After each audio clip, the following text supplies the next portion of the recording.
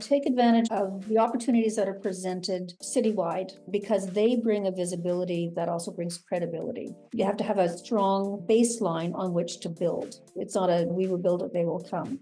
You actually need to bring partners with you when you're establishing a co-location facility. Hello and welcome to the Pathway to Impact podcast series. Join us for a conversation with Sarah Jobber, Director at UIIN, and Sandra Crocker, Associate Vice President for Strategic Initiatives and Operations at Carleton University. In this episode, we explore Carleton University's innovative approach to enhancing strategic partnerships, including their co-location initiatives that foster community integration and connectivity. Tune in to learn about the pillars of Carleton's strategic integrated plan and the dynamic role of partnerships in achieving sustainability, wellness, and connectivity. My name is Sarah Jobber. I'm a director at UIIN and today's host of the Fireside Chat with our guest speaker, Sandra Crocker, who is the Associate Vice President for Strategic Initiatives and Operations at Carleton University, based in Ottawa, Canada. Thank you for joining us, Sandra. Really nice to see you again and to have you with us for today's chat. Maybe a bit of background around Sandra. She has been with Carleton University since 2011 as part of the senior management group responsible for planning, developing, and implementing the comprehensive research partnership strategy for Carleton. She has an accomplished career in research administration, most recently holding positions at McGill University as Assistant Vice Principal for Strategic Planning and Partnerships, and before that at Queen's University as Associate Vice Principal Research, where she was responsible for promoting research initiatives involving teams of researchers and industry, government, and community partners. So a wide career focusing on research, but also partnerships. And today we'll be sharing more information about Carleton University and their approach towards enhancing strategic partnerships. We'll be talking a bit more about the co-location as an approach towards that. So again, welcome, Sandra. Really great to have you. Maybe just to kick off the conversation, I'd love to hear a little bit more about Carleton University. I know you recently had published a new strategic integrated plan. So maybe you can tell us a little bit about your motivations for partnerships and the plans for how you are implementing that. So welcome, everybody. It's a gorgeous 20 degrees in Ottawa today, which is almost unheard of. So it's a lovely spring day here. Sarah said Carleton is in Ottawa, Ottawa being the capital. And the city is only about 1 million people for post-secondary institutions, which represent about 100,000 students. So it's a fairly significant student body. We did just do our strategic integrated plan, as Sarah mentioned. The plan was built on 2 pillars: sustainability, meaning the health of the planet, which is both natural and built environment, and wellness, referring to the health of individuals.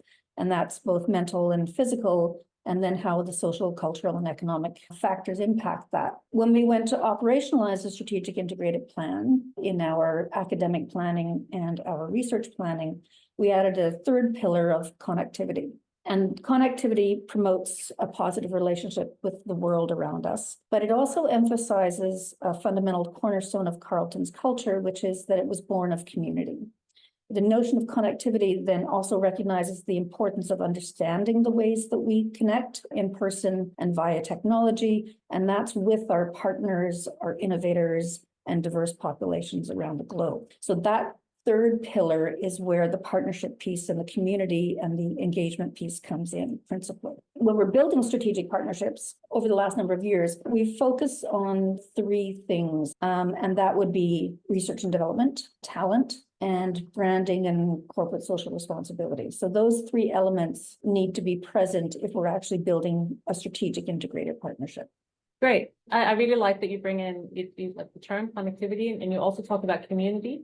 And this is actually something I've noticed with Canadian universities, especially, that there is this very strong sense of we are part of the community and we want to be integrated with our external environment. And we'll touch on that in a bit, especially when we talk about the co-location. But you mentioned, for example, talent development, research engagement. When you talk about strategic partnerships, are you really focused on they have to address all of these pillars, or is it more so depending on the situation? It usually winds up looking a bit like a matrix, Sarah. So we have, let's refer to them as 4 levels of partnership. Those levels represent a level of investment that the partner makes. And depending on the level, we would then look at a number of factors. So the potential matching funds that we could secure for that investment, the number of faculty that would be involved, the number of grad students or fellows that would be involved, whether there's an opportunity for the partner to get involved in capstone projects, whether there's an opportunity for them to impact course selection and content, whether we would do dedicated recruitment events, whether we would host joint workshops and that sort of thing. And so depending on the level, they may have one or more of those things available to them, depending on where they sit on that matrix. So they might have 2 members of faculty and maybe some course impact, but maybe not the other things. And then we operationalize that under each of those pillars slightly differently. And, one approach, as I mentioned at the start, that you have taken is co-location. Can you tell us maybe a little bit more about what have you done in that space and how has that been an approach used to strengthen partnerships? So we've undertaken 4 separate co-location activities, all with a sort of different purpose. So the first one was a purchase. We purchased something called Dominion Chalmers Center downtown in Ottawa. And that is essentially an arts and culture center. So when we purchased it, it already had a thriving community engaged with it and a number of long-standing chamber music festivals and that sort of thing. And it also supports something called City Studio. It's an ecosystem initiative, I should say, with 4 of the universities that come together with the municipal council. The city identifies challenges, which we then match with students and faculty, and they implement those solutions in conjunction with the city staff. So that facility is heavily used, and it is a fee-for-service facility, and it is cost recovery. So that works very well, in fact, and it's specific to sort of arts and culture. We also have programming there in film and drama and that sort of stuff, right? The second facility is something called Area X.O, which is an autonomous research test track. It's about 50 acres, and we rent space there. And it supports robotics, automotive, and unmanned aerial vehicles research. That doesn't work so well. And part of the reason I don't think that one works well is it's distant from campus, so transportation is not easy, and it tends to be used only for specific projects. So there's no ongoing activity. It's episodic. And so it just doesn't have that same vibrancy or interaction. It's unfortunate because there's a lot of companies out there as well that are testing their vehicles, but we have not optimized our use of that. Third facility is one on main campus, which is a co-location facility for partners and research only. So there's no teaching in that facility, and the partners take space, but they don't pay rent. So they engage in research collaborations, and the model is the space expands and contracts based on the needs of the collaboration. The fourth one, which is the one that we were really interested in this time, is a co-location facility that we have in our tech park. And the tech park is purportedly, according to them, Canada's largest tech park.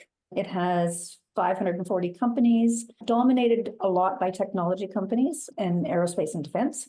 And there are significant global leaders. So Ericsson, Nokia, Ciena, Lockheed Martin, name the global leader, and they probably have a presence there in the park. 33,000 employees and 13 billion in GDP. So we looked at that park and thought, we need a presence there to be able to capitalize on the wealth of potential R&D going on.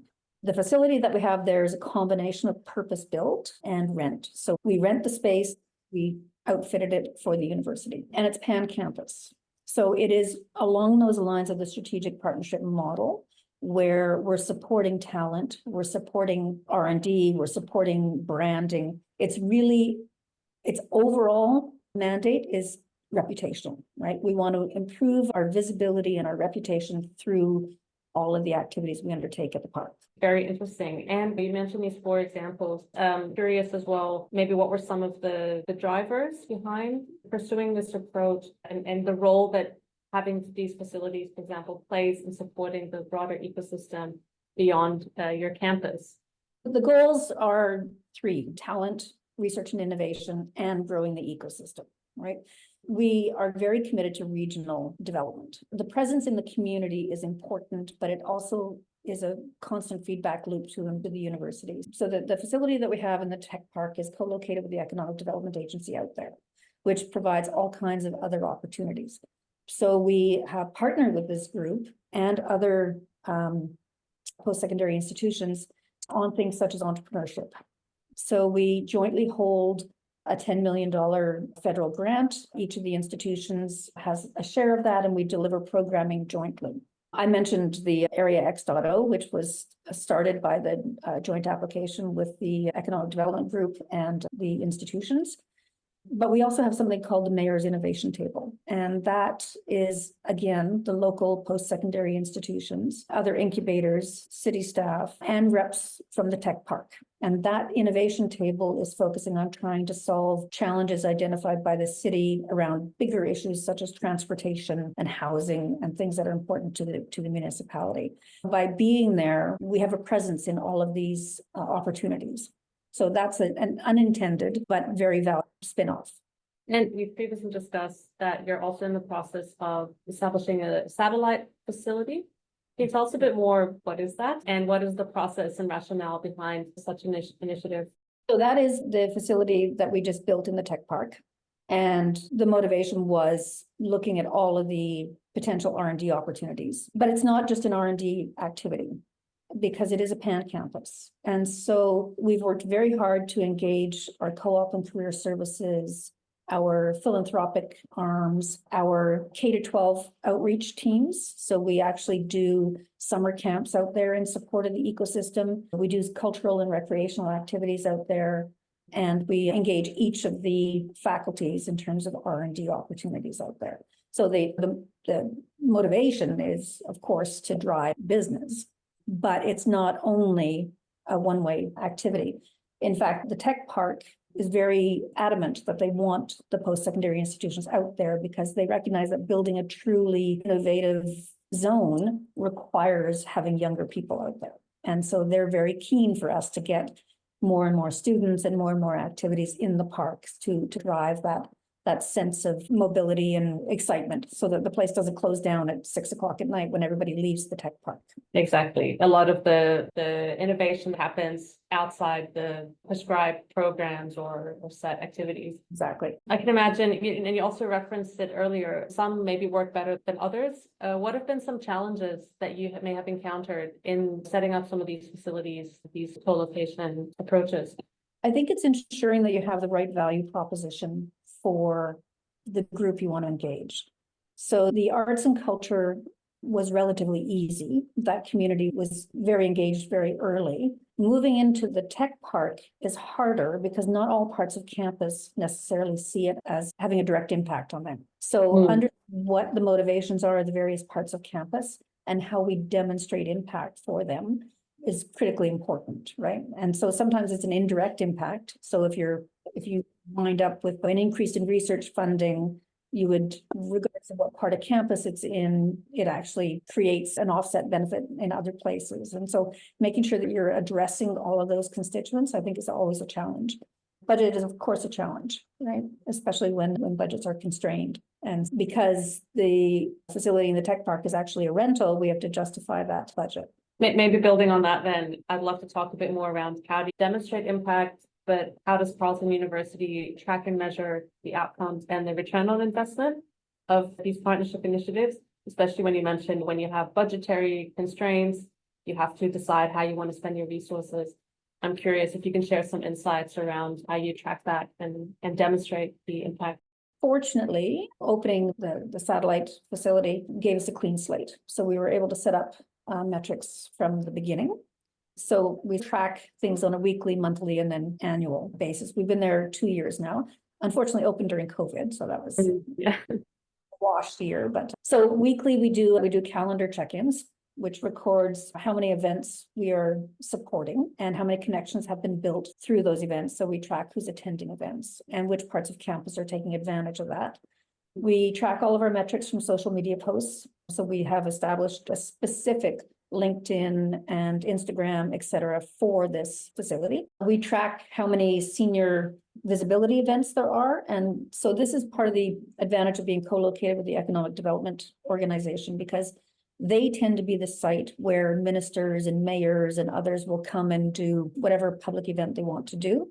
And that becomes very useful for our overall campus constituents because we will often get 15 or 20 minutes to show them our facility and talk to them about some of our priorities, which may or may not even be related to the tech park, but might be a new program we want to launch. We track joint proposals with other institutions. So again, this collaboration. So how many, and in fact, we were just at an event yesterday where we have funding coming for all 4 institutions to support commercialization.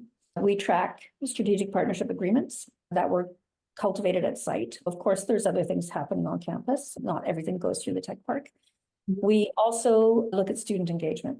We have students, we will actually bus students to the tech park to spend a half day with one of our industry sponsors or partners in order to do a sort of a mini recruitment activity.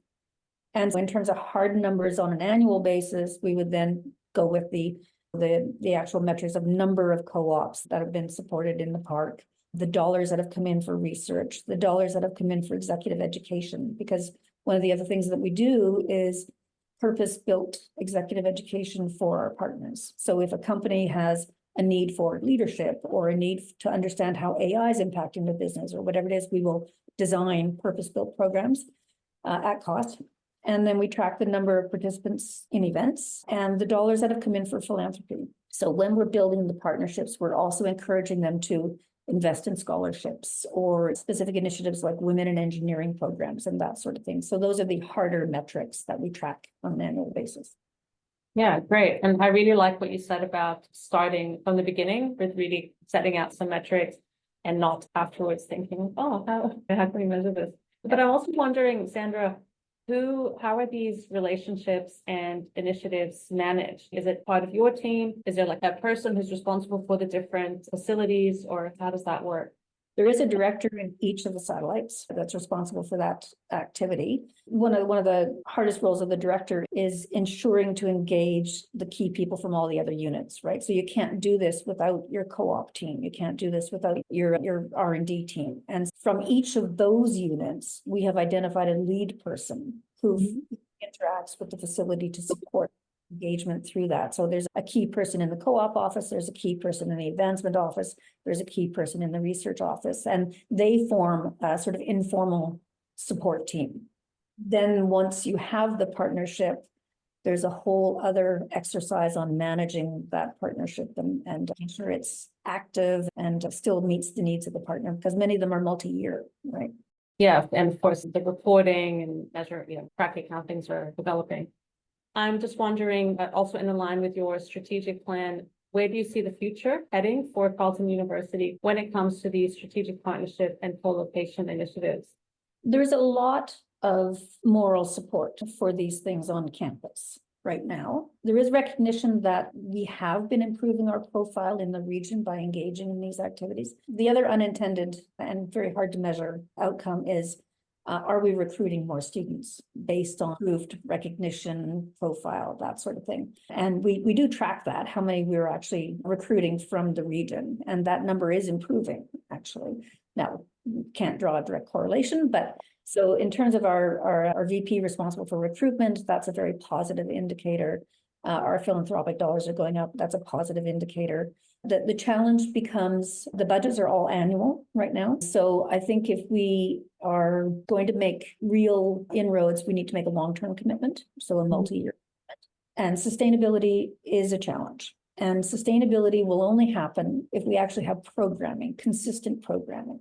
So the reason the arts and culture facility works really well is that there are year-over-year activities that are happening there, and there are academic activities happening there in terms of film and drama and music. So if we're going to be successful in the tech part, what programming would actually anchor that activity, right? As opposed to a team of people who are there just trying to build relationships. So we do need to make sure that we anchor something. And I think that's the next conversation is, as a satellite, it's not just a relationship building satellite, but it's actually a programming satellite. And without that, I don't think it'll be sustainable. We do need to ensure that we have the support of all the academic deans, because if they don't support it, then we won't be able to run the seminars, the workshops, the profile events, and get people to participate. So that's a key component that's always valuable.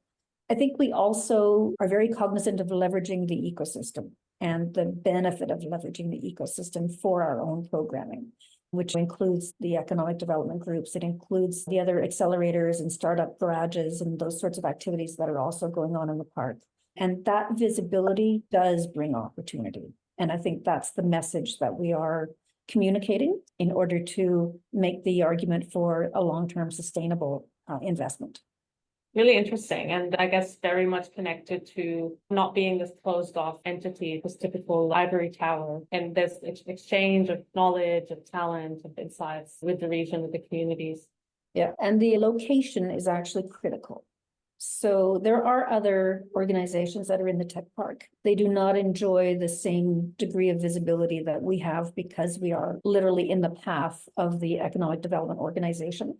So had we moved even one building over, I don't think we would have been nearly as successful in the early years as we.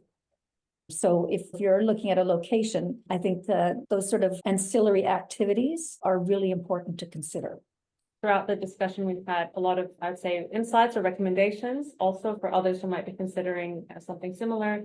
For example, you talked about having a clear vision, clear value proposition, involving the right people. But do you have any final reflections, recommendations, or maybe some advice you would give to other universities who may be looking to either enhance their partnerships or become more regionally engaged or engage with the community through the co-location?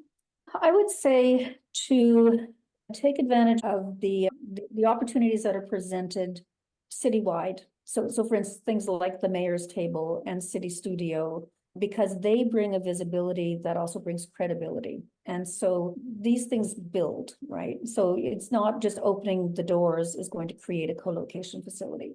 You have to have a strong baseline on which to build. It's not a, we will build it, they will come. You actually need to bring partners with you when you're establishing a satellite so that you have some early engagement opportunities that you can promote, highlight, and begin to build that story that you need to build. I would encourage anybody to spend time with those organizations long before you open a satellite, so that you're building it almost as something that people would expect you to do naturally as a next step in your evolution, right? If it's just looks like a great idea, let's open a storefront, it will be a very hard go. Yeah, definitely. As you said, one of the last things or not maybe the last thing, but it takes time to get to this stage. It's not something you start with. Yeah, great. Sandra, thank you. We have reached the end of our time, but it's been a pleasure to have you with us for this discussion and to also hear about the different initiatives. And I'm really looking forward to continuing to track how things develop with you at Carleton University. And maybe we can have another session in the future where we reflect back on how far things have come. Thank you again for your time with us. It's been a pleasure. Wonderful. Bye-bye. Thank you. Bye. Thank you for listening to the discussion. Follow UIN on LinkedIn, and if you're enjoying our podcasts, make sure to subscribe, rate, and review on your podcast platform of choice to help others find this content too.